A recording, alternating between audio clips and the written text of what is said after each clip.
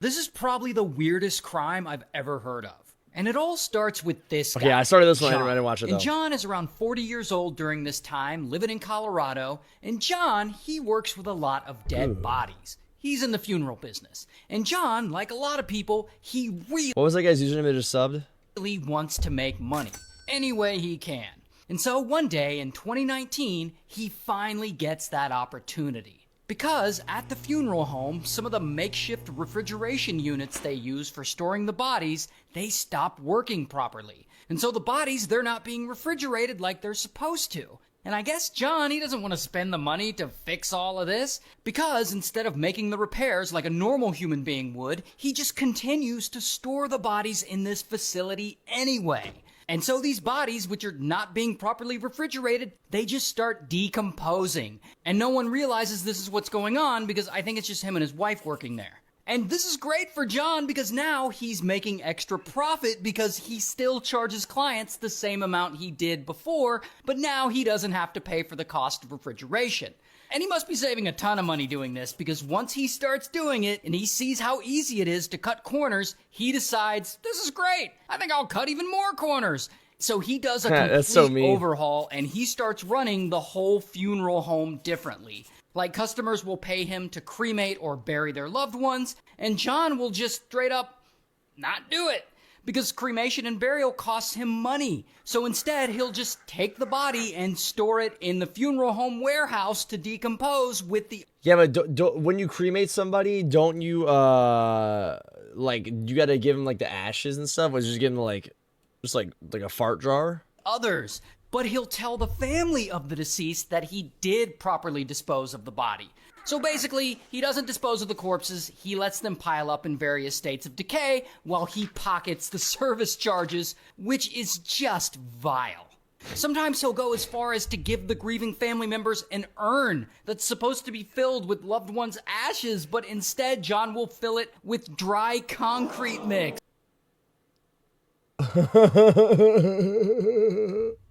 That's not funny.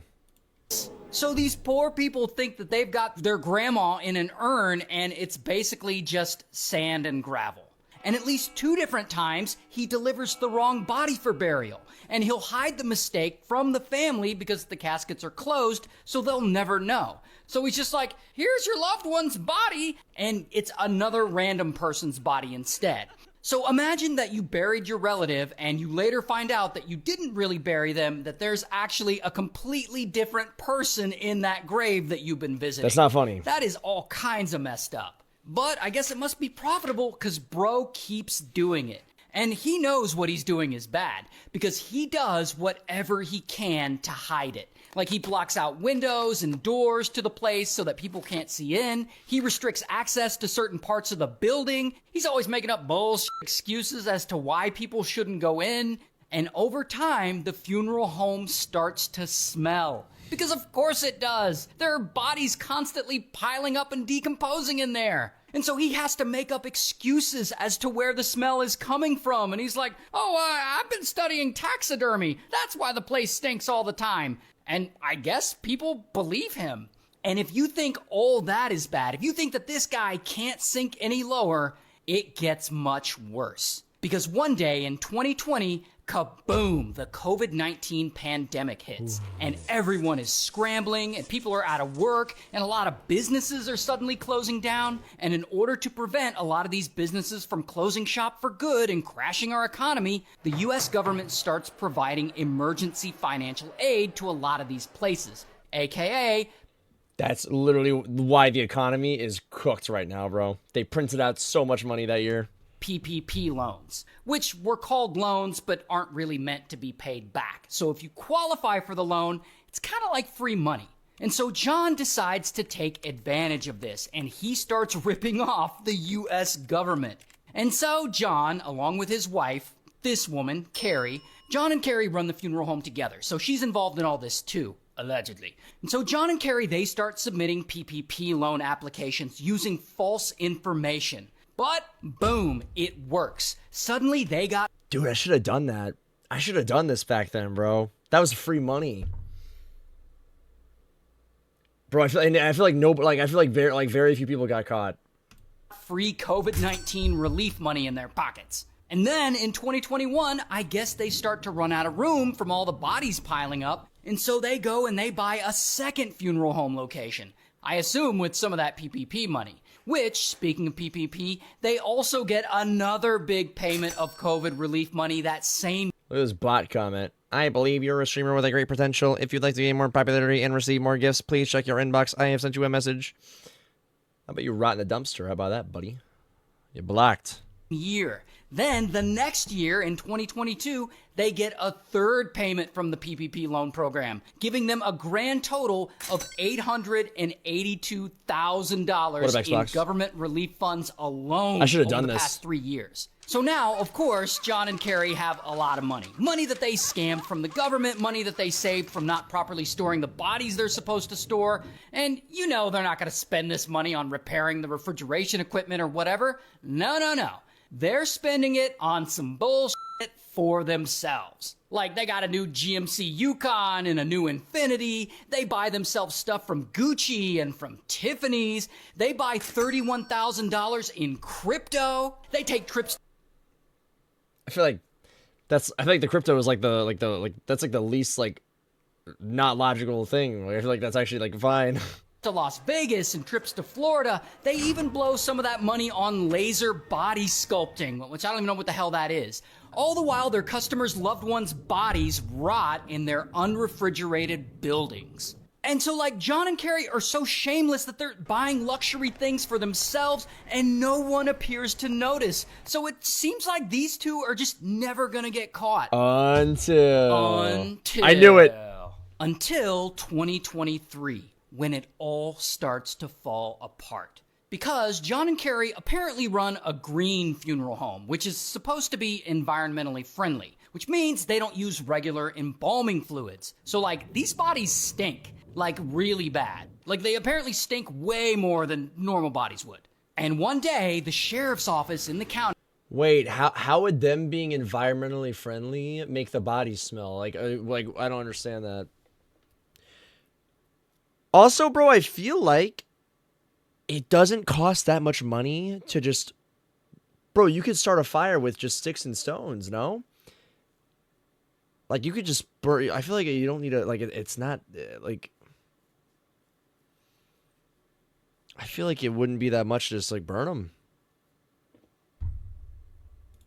County, where John and Carrie's second funeral home is located, they get a call from someone reporting about a horrific odor. An odor coming from the funeral home.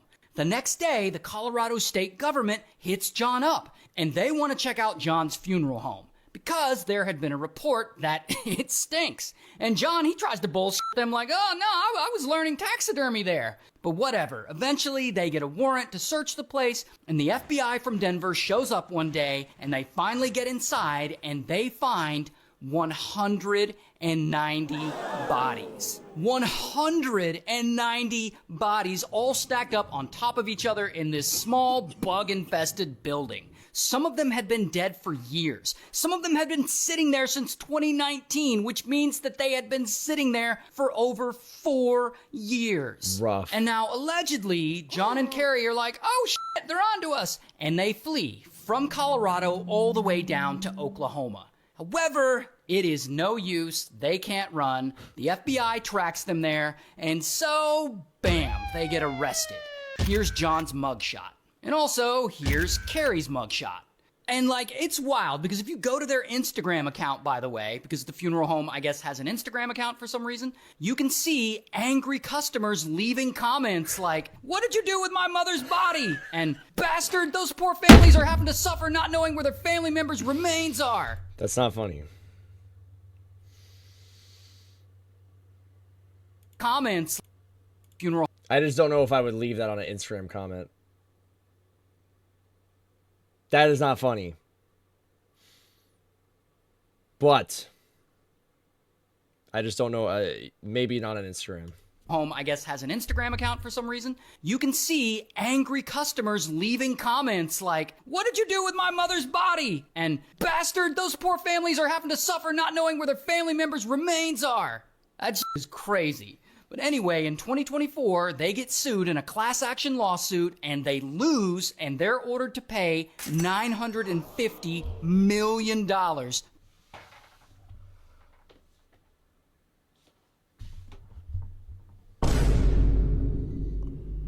$1 billion in damages?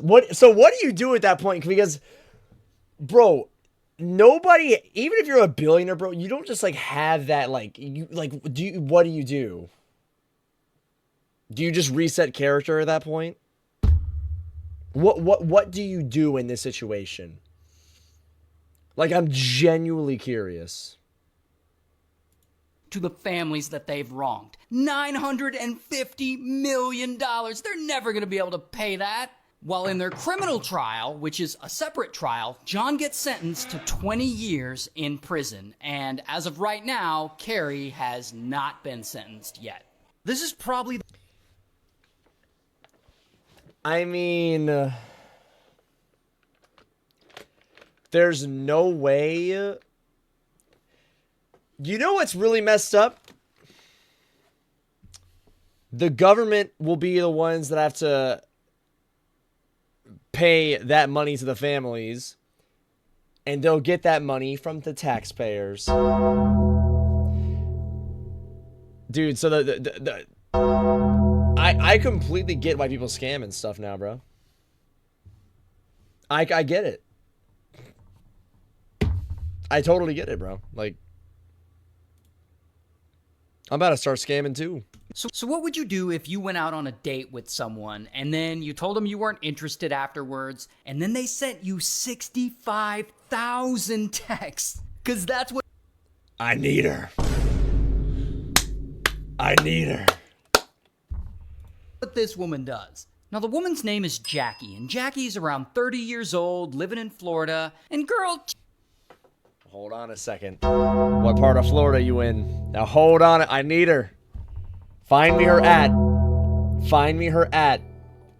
She just wants to find love. Not just love, but she wants to find her soulmate. And she also hopes that her soulmate just happens to be a rich guy who will support her luxurious... My chances are gone. This lifestyle. So one day in her luxurious... Have you heard of fraud? Have you heard of fraud?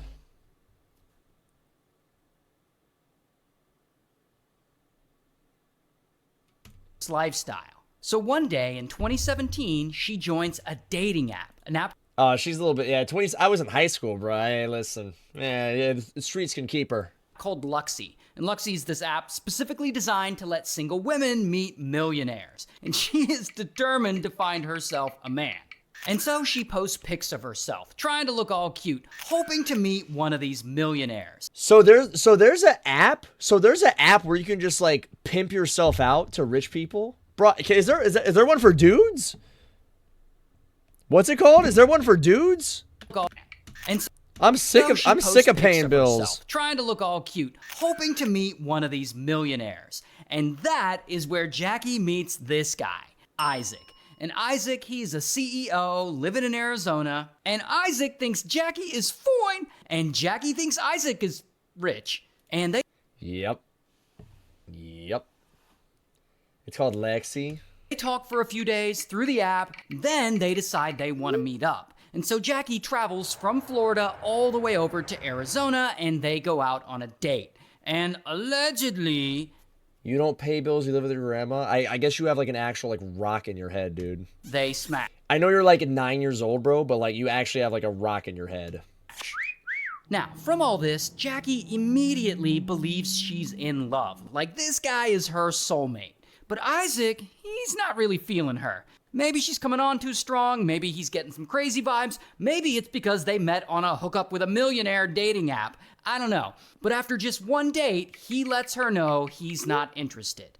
But Jackie, she's not gonna give up. She really believes that this guy is the one for her. And so she keeps texting him over and over again. Even after he tells her to stop, she doesn't. She's telling him how much she loves him and how they're meant to be together. Kind of like sinning a little bit. And Isaac's like, all right, I gotta block this lady. But then Jackie warns him, if you block me, I'll straight up move to Arizona to be closer to you.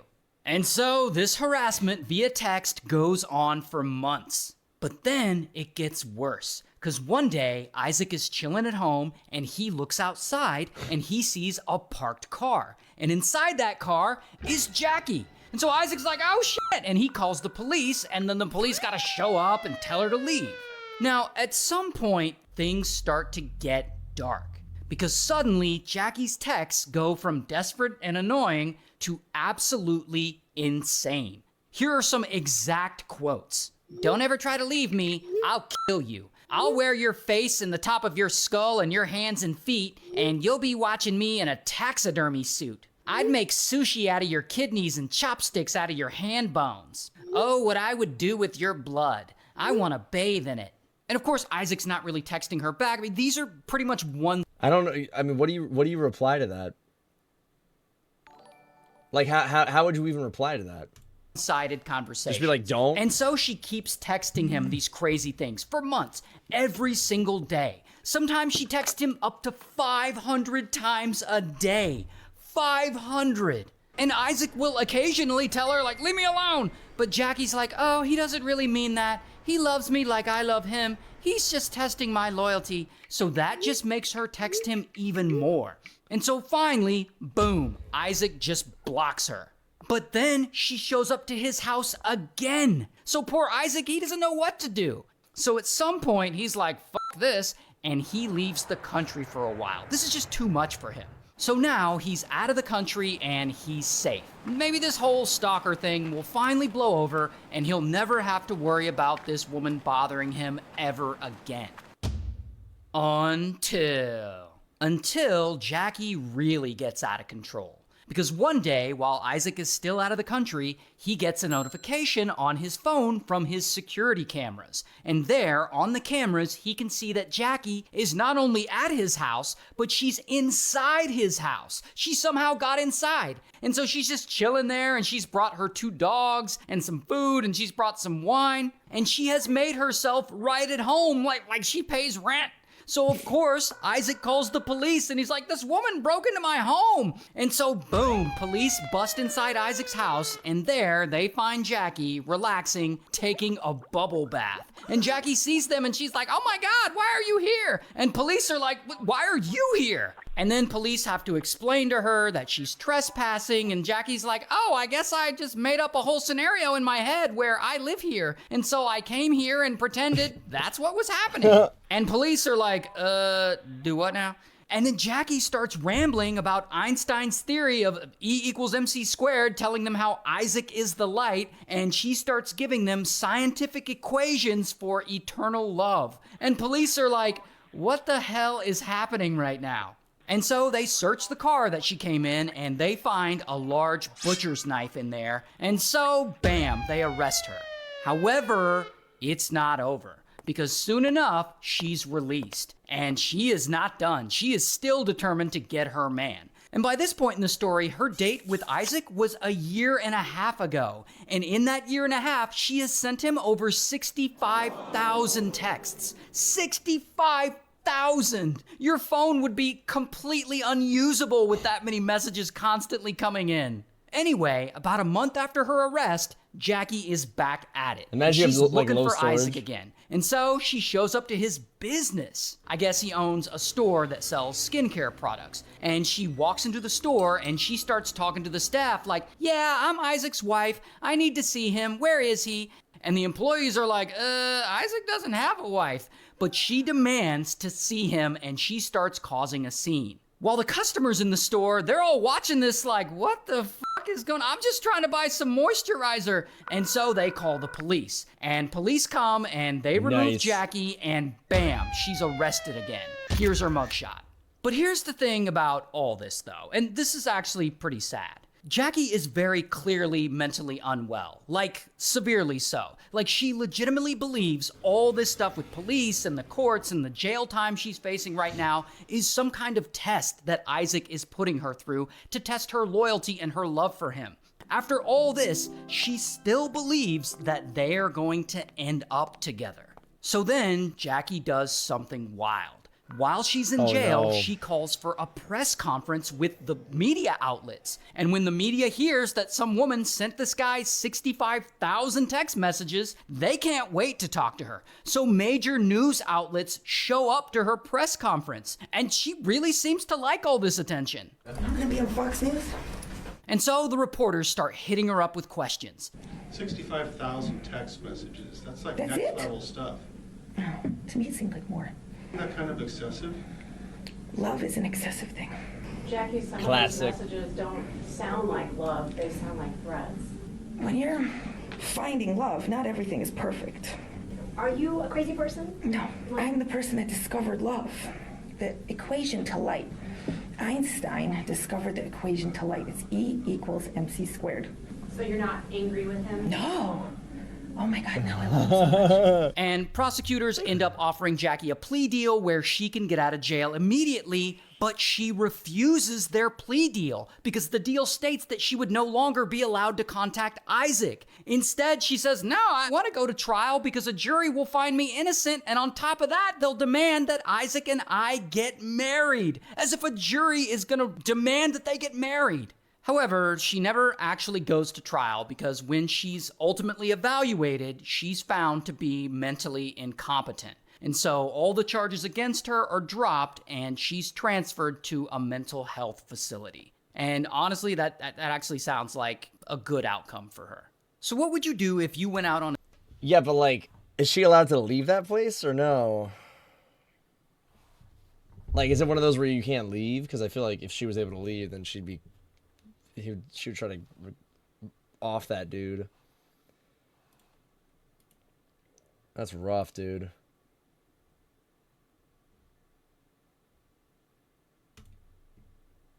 Classic. on a date with someone.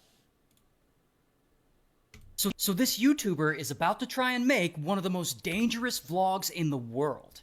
Now the guy's name is Mikhailo. Mikhailo is 24 years old, living in Arizona, and bro is a YouTuber and he likes to travel to other countries, particularly countries with dangerous areas, and he likes to just like talk to the people there and vlog. But one day in 2024, he takes it a bit too far. He decides he wants to take another one of his dangerous trips, but this time he's gonna actually do something illegal. He plans to travel a few hundred miles off the coast of mainland India to the restricted territory of North Sentinel Island. And this is actually an aerial photo of that island.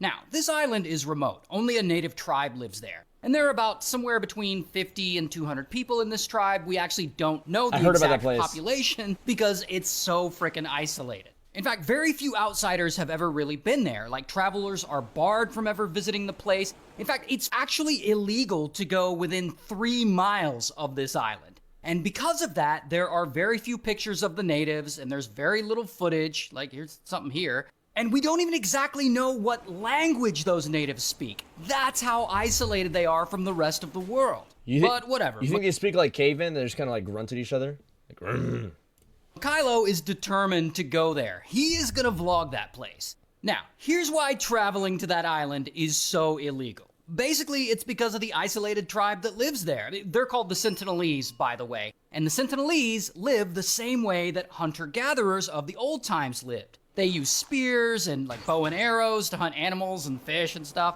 And they have cut themselves off from the rest of the world for thousands of years. In fact, back in 1880, a group of armed Europeans went to establish contact with the people of the island, and they ended up kidnapping a Sentinelese man and a woman and 4 kids. And almost immediately, the adult man and woman died because they have zero immunity to the diseases from the outside world, like the flu or like measles. oh. Guys, yeah, so no immunity is bad. No immunity. What's a mushroom? No immunity is bad. So, like, in theory, one of us could sneeze and accidentally wipe out the whole population. And that is why the government of India forbids anyone from going there. Not only that, because the Sentinelese don't want contact... Wait, why is it the government of India? Where isn't this island just randomly in the ocean? Like, isn't there just like no government? with the outside world, They're known to be very hostile and very dangerous to anyone who shows up to their island. They don't like outsiders, they don't trust outsiders, and rightfully so. And when like helicopters or fishermen pass by, they get all pissed off and they like, Yo, this would be a great premise for like a scary game. You travel to North Sentinel Island, and then there's they could be like zombies or something. shoot arrows at them. And I don't know if you remember this, but back in 2018, an American man did actually visit the island, and the natives there unalived him. It was this American Christian missionary. His name was John Allen. And John Allen came up with this plan to illegally travel to the North Sentinel Island. And there he planned to live among the natives and convert all of them to Christianity. And so he pulled up to this island in a canoe, and he could see the natives on the shore, and they're like hostile as fuck, and so he retreated. But then John Allen went back a second time. This time he actually made it onto the island, and he tried to communicate with them.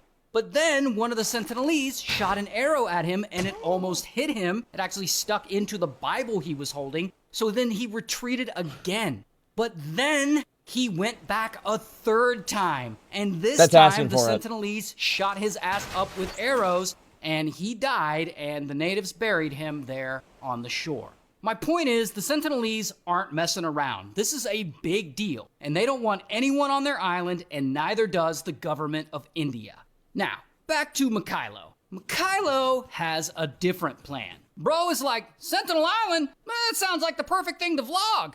And so he flies from the US all the way over to these other islands in the Indian Territory, really close to North Sentinel Island. And you can see on this map, this is roughly where he's staying, and there is North Sentinel Island right there. So it's relatively close. So he gets there, and he gets a hotel, and he gets an inflatable kayak, and I assume he buys it when he gets there. I don't know how else he could have got it. But then this dude thinks he's gonna put this inflatable kayak in the water and get to the island that way. However, the local hotel staff sees him, and they stop him before this kayak even hits the water. They're like, nah, bro, you can't go to that island, it's illegal. And so his plans are foiled, and he has to go all the way back home. But Mikhailo isn't done yet. He is determined to get on that island and vlog the Sentinelese. Just think of all the likes he'll get, bro. And Facts. so a few months pass, and it's now 2025, and he tries again. He flies back to India near North Sentinel. But this time, he has sort of a new plan. Instead of an inflatable kayak, he's gonna use a little motorboat. Here's actually a picture of it. It's like a Navy SEAL boat. As you can see, this little boat doesn't actually have a motor. And so now he's either looking for a motor or he's waiting for a motor, I'm not sure which, but while he's waiting on that boat to get a motor, he somehow gets a ride up north to Baratang, where there is a local tribe. And he vlogs that tribe, which interacting with that tribe is also illegal under Indian law, but he does it anyway because Mikhailo, he just doesn't care about the rules apparently. He's like, fuck the police. Now, where he goes after that is a bit unclear. But 2 months later, he ends up back in Port Blair, where he was staying before. And he finally gets a motor which he fits to that boat at some workshop. And now that his boat has a motor, he's ready to go to North Sentinel Island. And so he puts that little boat in the water and he takes off. Now, North Sentinel is relatively close on the map, but from the beach where he's at, it's actually about 9 hours away. And so he's got to use his GPS to navigate, and this dude travels 25 miles, or about 9 hours in this little boat before he ultimately reaches the island. And so he gets there, and he gets on the beach, and he doesn't know where these Sentinelese people are. Like, it's a big island. And so he starts blowing a whistle, like an asshole, trying to get their attention. But, unfortunately for him, he doesn't get any response. Just silence. And the whole time he's there, he's like vlogging himself on his GoPro, and he's like, no one has landed here before. I am incredible. Which, by the way, neither of those things are true. And so he stays on this beach, and he's blowing this dumb whistle for about an hour, but he still doesn't see any natives. No one ever comes out. I guess they aren't gonna fall for his rage bait. And so poor Mikhailo realizes that this whole thing is a bust, and he gathers some sand to take back with him as a souvenir, and he leaves a can of Diet Coke and a coconut on the beach as an offering to the tribe. Like that Diet Coke is gonna convert them. Like these native islanders are gonna drink the Diet I feel like if you're on an island your whole life and you've never like been in society, if you drank that Coke, it would kill you. I'm not even joking. I'm literally not joking. I think it would kill you. If you've never experienced, like I feel like you would just die. Like imagine giving them like a Starbucks drink. Dude, they would implode. Diet Coke and suddenly be like, oh, is this what we've been missing all these years? Get out of here. Anyway, once he's back in his boat, he spends a few more hours a little offshore blowing his whistle, trying to get the islanders' attention, but no one ever appears. And so, ultimately, he calls it a day and he starts heading back to the beach of the main island where he left. And I assume it takes him another 9 hours to get back. And he lands on the beach, but at some point on his journey, he was spotted by some local fishermen. And they don't like what he's doing. I mean, they know that visiting the island is illegal. And so they immediately call the police. That's Loki. So that's Loki a rat, bro. I feel like mind your business, you know. And so, bam! Police find him and they arrest him. Here's his mugshot. And from what I read, he actually hasn't been to trial yet, but he is looking at up to 5 years in Indian prison. Wait, so he's being held in India? I'm surprised he made it there and get back. And thank you to Leonardo.ai for sponsoring this video. If you want to make badass art for your videos like this, or like this, or like this, then sign up for Leonardo.ai. He probably makes so much money from the sponsorship, bro. You remember that time Pepsi caused a riot in the Philippines that unalived 5 people? 'Cause I do. Now the story starts with this woman. Her name's Marilee. And Marilee's 23 when this all starts, living in the Philippines, and she is struggling. Like she lives in a wooden shack by the train tracks with her husband and 4 kids, and all she Oh man, dude. Bro, who built that shack there? That's messed up. They sold a shit. They're like, hey, I'm gonna sell you this shack for $1,000, and then it's freaking just on a train track. Dude, it's like a scam. wants is a I'm gonna start doing that. I'm gonna build a bunch of shacks right on the train tracks. Dude, the train tracks are literally like 5 miles from my house. Bro, go out there, build a ton of shacks, post them on like Craigslist or something for like $1,000. Oh, hey, here's a 5-bedroom house, $1,000. Bunch of idiots start buying them. better life for her family.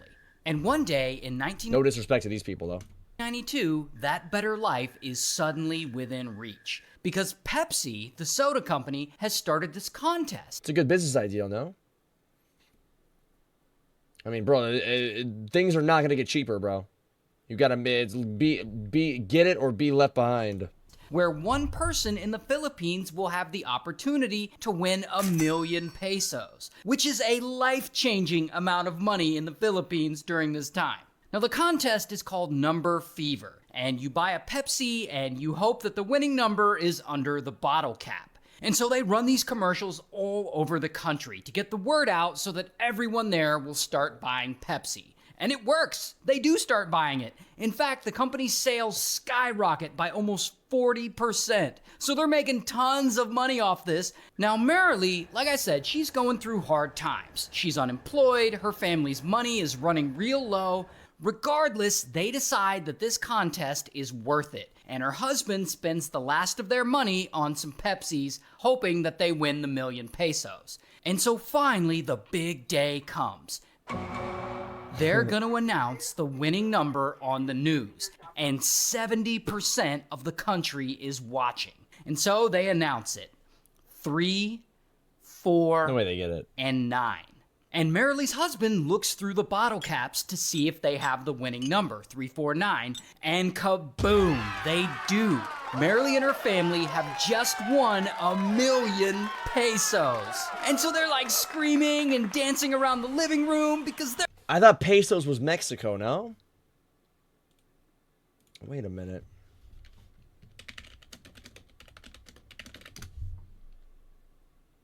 Yeah, Mexico, Argentina, Colombia. Philippines is not that. So they lied. They're a scam. How much is $100 in... Wait, what? 100 pesos is $5. Man, that's big inflated. They're about to be rich. I mean, they can finally create a better life for themselves and for their kids. Until. Here's the dildo.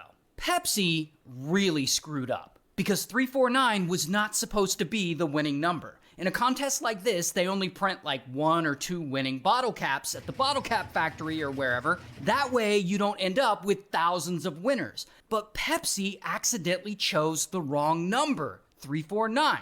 You want to know how many bottle caps were printed with the number 349 on them?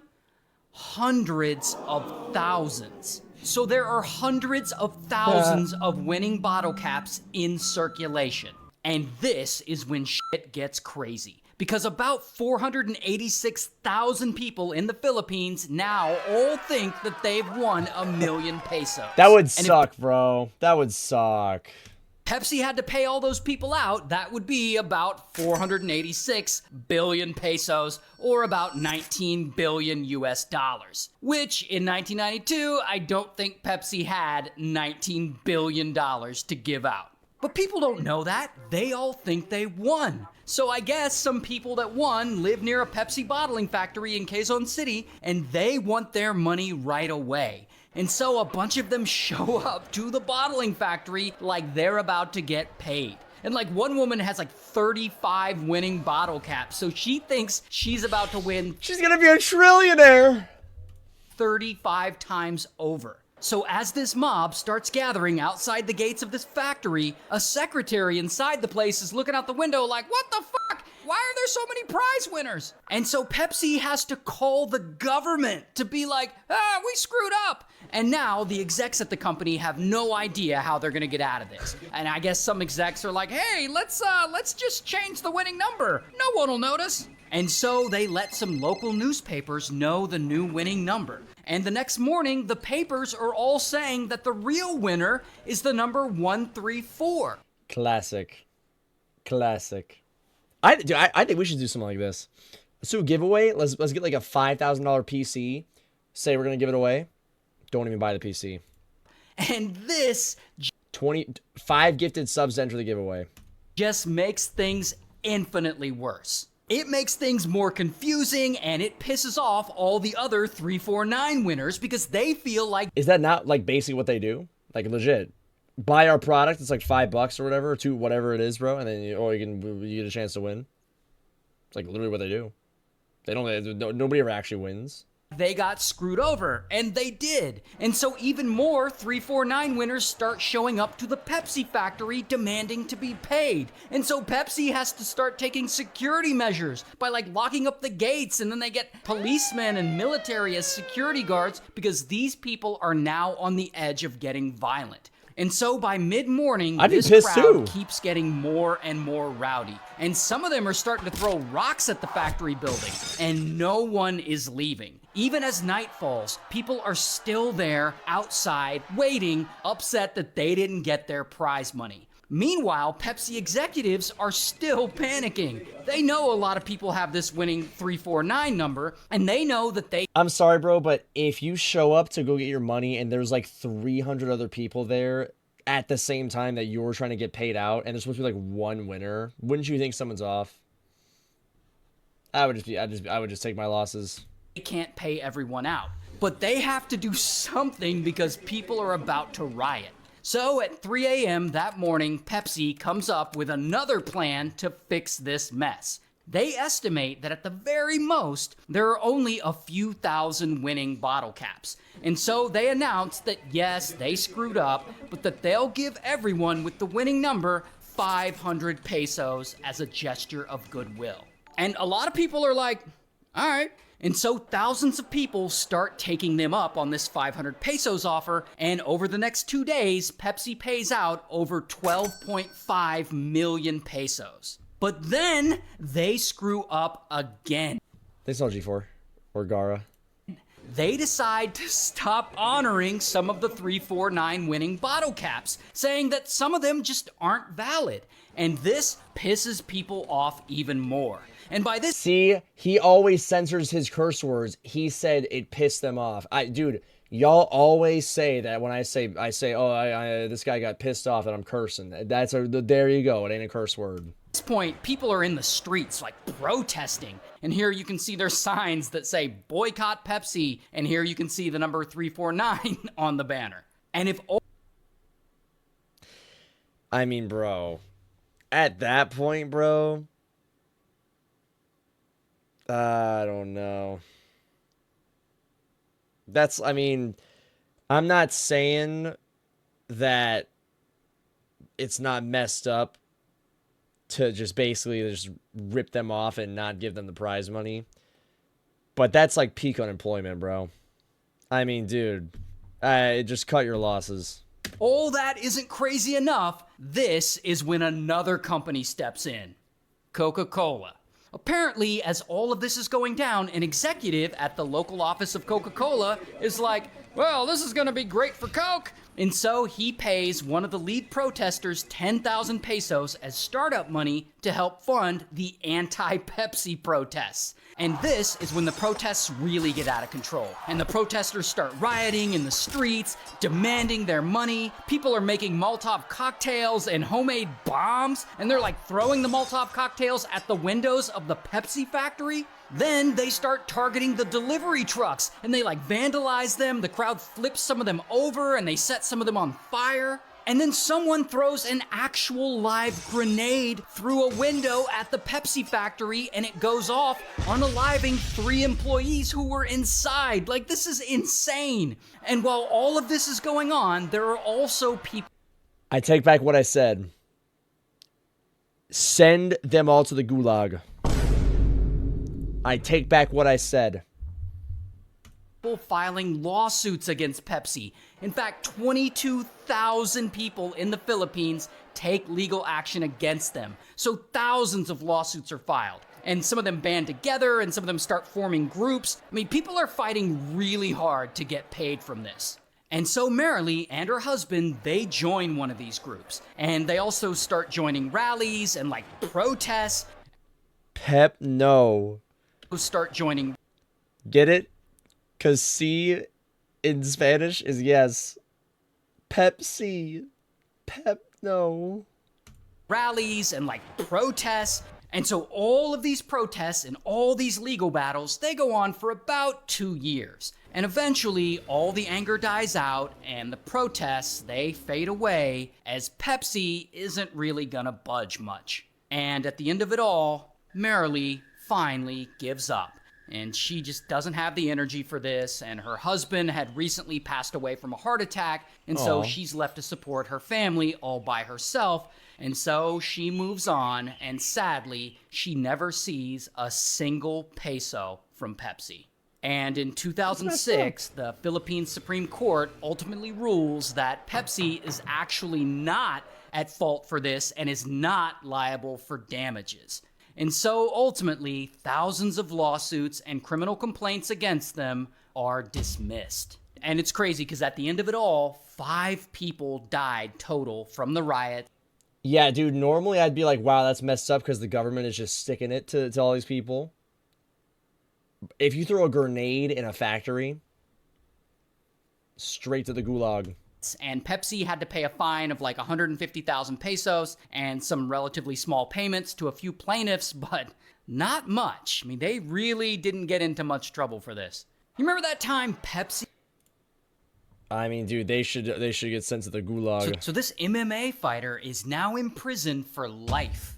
Now, the guy, he calls himself War Machine, and War Machine's around 25 years old when this story starts, and like I said, he's an MMA fighter. And one day, in 2007, he gets his big break when he's cast on season 6 of The Ultimate Fighter, which is like a competition reality TV show for... Oh, I know it's like one of those slap battles. You know where they have the 2 guys that go to they slap each other? MMA fighters who are trying to fight in the UFC. And while he's on the show, I guess War Machine kind of gets a reputation for being a little bit mentally unstable. And so anyway, eventually the season of the show ends and he gets a contract with the UFC. But unfortunately for him, his contract with the UFC is terminated after only one fight. And while War Machine isn't going to give up, unfortunately his reputation for being mentally unstable turns out to be true. And as the years go by, his behavior gets worse and worse. Now he starts taking steroids and taking stimulants, and it's making him roid rage and act out. And he gets arrested for domestic violence. He gets arrested multiple times for bar fights. Here's one of his mug shots. And whoa, dude, he's got his ears all.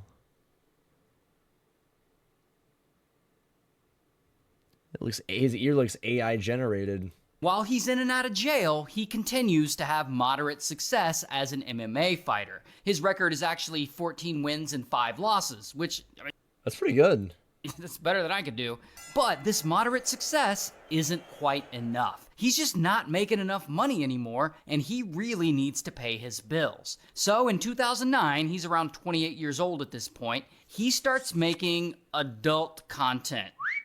You know, like adult films. In fact, he makes a lot of adult films. 23 to be exact, I counted. And so a few years later, in 2013, he starts dating fellow adult film star Christy Mack. Here's a picture of him and Christy together. And what a time to be alive, 2010s. Here's another one. Now, he seems to be making enough to pay his bills at this point, but his adult film career and his new relationship... What did this guy just say? What is that? What is that? Is that a creeper? Guys, what are you commenting on my TikTok? Relationship do nothing to chill him out. He still seems mentally unstable and he gets set off by the slightest thing. Plus, he's active on social media now. So he's like posting videos about altercations he gets into. Like here he's talking about how he got into it with a clerk at 7-Eleven, something involving a Slurpee. Oh shit, I wanna smash the fucking motherfucker. I dumped my fucking Slurpee on the floor so those fucking dumb motherfuckers could clean it up. Dude, next time y'all make me angry during Clash, I'm gonna do this. I'm gonna make a video like this. I'm gonna go to 7-Eleven, I'm gonna spray that Slurpee everywhere and get mad. That's one day of recording. Why can't I just get a fucking Slurpee? Why that motherfucker's gotta harass me and tell me to take out my fucking hoodie? How is that even a fucking rule? How is that even illegal? Another time he got into it with a guy who works at the gym. And I just squared up with him. I said, motherfucker. I said, get the fuck out of my fucking face right now. I don't give a fuck. I don't give a fuck. Get the fuck out of my face. Don't talk to me again. Wait, this is like 2010, 2011. Like, where is he posting these? Because, dude, there wasn't... You gotta understand, the only thing that there was back then, bro, was like YouTube long videos like this. There wasn't YouTube Shorts. There wasn't TikTok. Like, there wasn't like... Guys, what are you guys commenting? What is this? Bro, what are you guys commenting? Like, I'm fucking pissed. Yeah, bro is posting all kinds of crazy stuff on social media as he seems to be going more and more. Yeah, but this was like, Vine was like 7, like these videos are all like it was like a TikTok video. More off the rails. Now, during this time, he's still dating Christy, the adult film star, and one would think that he would be comfortable with her profession or at least accepting of it since they've been dating a while. But one day, suddenly, he's not. He gets mad that she's doing the job she does. You know, the job she was doing when they first met. The thing he was doing when they first met.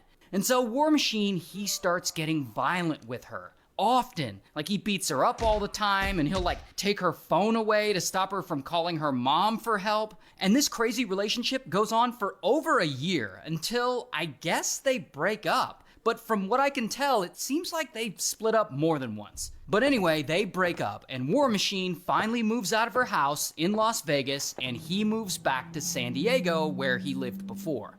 However, even after moving out, he keeps the key to her house. I guess he's still... Bro, tell me she changed the locks. I'm not gonna lie, bro. A girl like that, she probably likes it. A lot of girls do. Nothing wrong with it. Still stays the night there sometimes. Actually, there's a lot wrong with it, but whatever you want to do. I don't know. This all seems very messy. But anyway, so Christy starts moving on, and she starts hanging out with this other guy. His name's Corey. And so now it finally seems like she and War Machine can be over for good. And War Machine, he can move on with his life and he can find someone else. Until War Machine does not, in fact, move on. In fact, this whole situation gets much worse, because one night he decides to surprise Christy by driving to her house in the middle of the night. And so he pulls up, and he uses his key to get in. And he sneaks in quietly, and he creeps into her bedroom. And suddenly, boom, the dogs start barking when they hear him enter the bedroom. And this wakes Christy up, and Corey is there too. And at the same time, War Machine turns on the light, and he finds Christy in the bed with Corey. And he is pissed. And so, bam, he jumps on Corey, and pow, pow, he starts punching him in the face. And Christy's screaming at him to stop, and she grabs her phone and she calls 911, and then she hides the phone, leaving the line open so that the 911 operator can hear what's going on. While War Machine, the trained MMA fighter, is beating up Corey, the guy who was just like asleep. And so this beating is brutal. And he gets Corey in a chokehold, and he nearly knocks him out, and he just keeps on punching him. 10 minutes later, War Machine is finally done kicking his ass, and he tells him to get lost, and if he tells anyone about this, that he and his friends will come find him, and they'll unalive him. And so Corey leaves. But now Christy's there alone with War Machine. And so boom, he grabs her and he starts punching her. And she's getting hit so hard that she's going in and out of consciousness. And she ends up on the bathroom floor. While War Machine, somehow he finds her phone and he starts going through her Instagram and her Twitter accounts. And anytime he sees something he doesn't like, pow, he hits her. Oh, but then it gets really bad. Because that is when he tries to SA her, but he can't because he can't perform. And so instead, he gets a dull kitchen knife and he stabs her. And he's also texting people from her phone and canceling all her plans, canceling her plans from her calendar for the following days so that no one will worry about where she is. Oh, but he's still not done, because then he Did the cops just not show in up? the bedroom and he goes to the kitchen to get another, even sharper knife to unalive her with. But him leaving the room gives her an opening. And this is her only chance to escape. And so, boom, she runs. And she runs out the back door and into the backyard, and she jumps the fence and she starts banging on her neighbor's door. And people aren't hearing her knock, so she runs from house to house, knocking on doors until finally a neighbor answers. And ultimately, Christy gets taken to the hospital. He had been beating her up for about 2 Where are the cops? hours. And Bro, she left the phone on. They had to have heard what was going on. of course, War Machine knows he's screwed. And so he goes on the run and he hides while police, they're looking for him. And while he's hiding out, he's like publicly tweeting at her. I love you and I hope you're okay. I came home early to surprise you and help you set up for your convention. I can't believe what I found. I can't believe what happened. All I wanted was to surprise you and help and do something nice. Now this, I'm so heartbroken in all ways. I will always love you. Anyway, it's because of those tweets, police are able to trace the IP location of his cell phone. And Oh, now they do something. after about 10 days on the run, police finally find him at a hotel in Simi Valley, California, where he was fighting with yet another woman. And so, bam, they arrest him. Wait, he was fighting with another woman. And so, fighting with yet another California, where he was fighting with yet another woman. And so, bam, they arrest him. Here's his mugshot. And he goes to trial, and he's found guilty, and he gets sentenced to life in prison.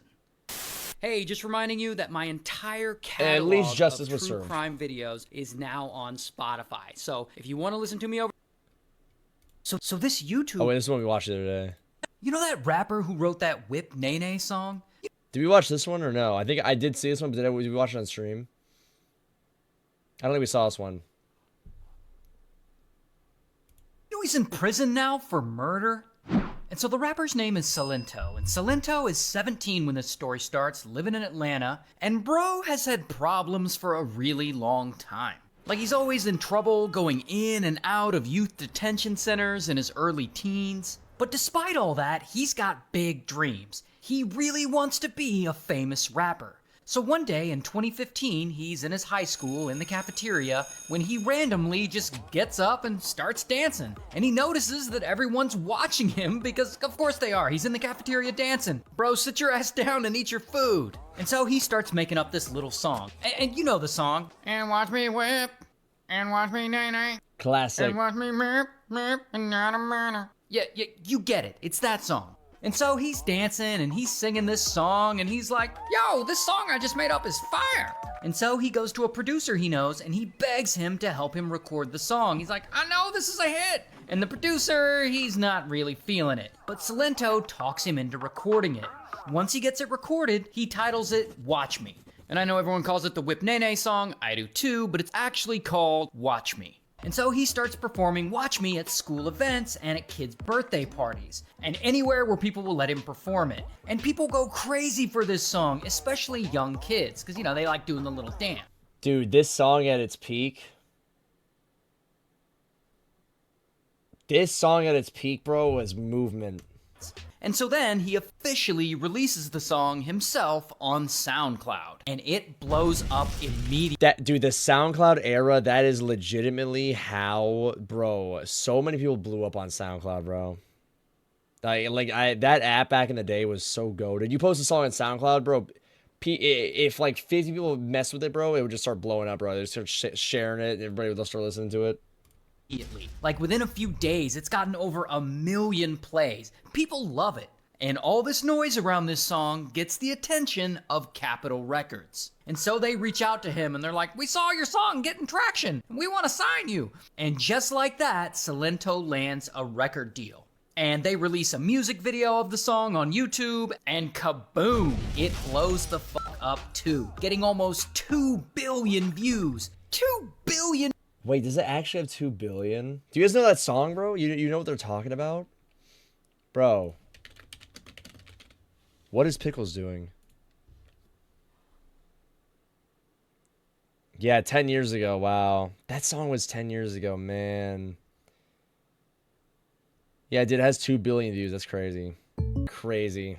Views on one video. And of course, the little kids are all reacting to the song. You know, they're all on YouTube doing the dance. And of course, this catches on and it becomes like a full-on dance craze. You even got school choirs singing this shit. And so now, at just 17 years old, Salento is suddenly famous with a huge hit single. When just 6 months before, he was doing a little dance in his high school cafeteria, and now he has millions of fans. He's traveling the world. He's making tons of money. He is on top of his game, and nothing can bring him down.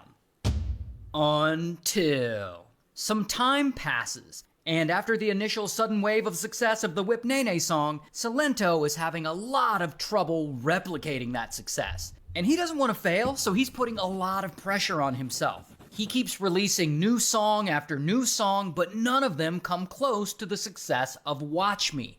And people start... Dude, you know what the route, bro? If you just randomly get a song that gets that many plays and views, bro, you literally just gotta start making an album and then just try to get every big artist at that time, or whatever time it is for you, to come on the album.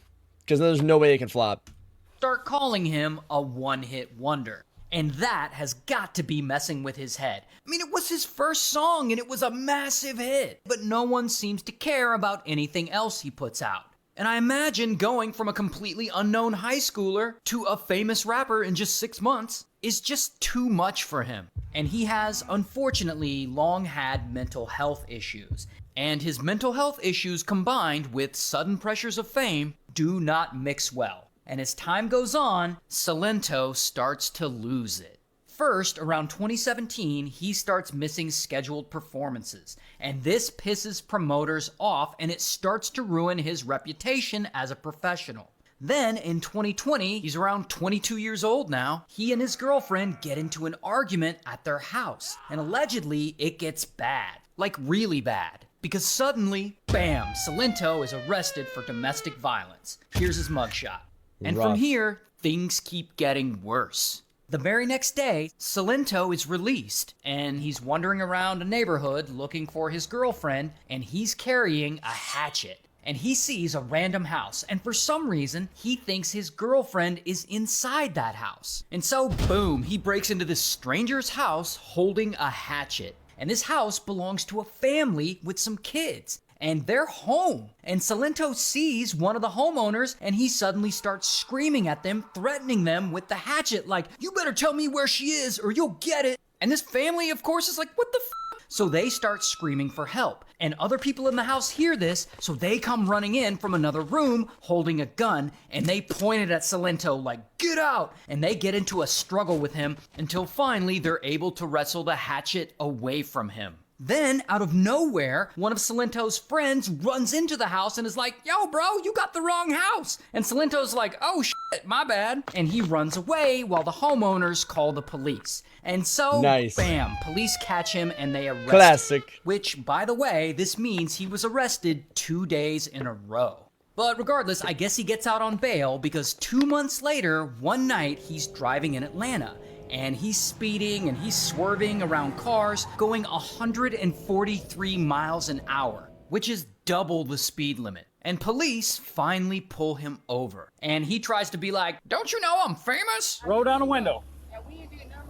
You ain't did nothing wrong? You doing 143. But I'm trying to figure out why you doing 143. Because I get followed everywhere I go. But that gives you no right to be doing 143. If it's like 10 cars following me, I can't do 143 because I'm not a regular person. And you can go look on Nobody following you, little bro. your computer and it'll tell you that. And I'm not lying to you, officer. Have you been drinking tonight? No, Has anybody been drinking tonight? no. You just said you came from the club. And so anyway, they handcuff him and they See, that's being prejudiced, because what makes you think you can't go to the club and not drink? take him to the station, but Salento still has a lot to say. Somebody was following me. Sir. You can't do that. Sir, calm down. Relax. It ain't no relax. Sir. You disrespected me when I told you what was going on. Stop spitting on me. I ain't spitting on you. You got Sir, to I can feel it. You can't. You Sir. spit on me Can't. because I'm black. Is you Yeah, recording? You recording with the government how they use the satellite and they follow everywhere I go? Do you know about that? No, you don't. You don't know about how Donald Trump send me messages on my phone every day asking me to beg him to help him. You don't know about that, do you? No, you don't. No, you don't know about that. And so yeah, he seems to be having some kind of mental health Classic. episode. But anyway, bam, police arrest him. Here's his mugshot. And so Salento is just not doing well, and his mental state appears to be getting worse and worse. But here's where things get dark. And just so you know, we don't have most of the details of what happened, but I'll tell you what we do know. We know that one night in 2021, police respond to a report of a shooting inside a home. And when they arrive to the home, they find a man with multiple gunshot wounds to his legs and his face. That man happens to be Salento's cousin. And unfortunately, he doesn't make it. Now, a security camera That's messed showed up. a white BMW SUV fleeing the scene, just like the one Salento was driving the night he got arrested for speeding. And pretty quickly, police confirmed that the BMW belongs to Salento. And so, bam, they arrest him. Here's his mugshot. And from here, Salento admits to police that he did, in fact, shoot and kill his cousin. And so then he pleads guilty, so there is no trial, so we actually don't have a lot of the answers about what really happened that night. But at only 27 years old, Salento was sentenced to 30 years in prison. To 27 years old, Salento Dang, dude. So he'll be almost 60 when he gets out. That's crazy. was sentenced to 30 years in prison. Hey, just reminding you that my entire catalog of true crime videos is now on... Yeah, this happened recently too, right? Like pretty recently.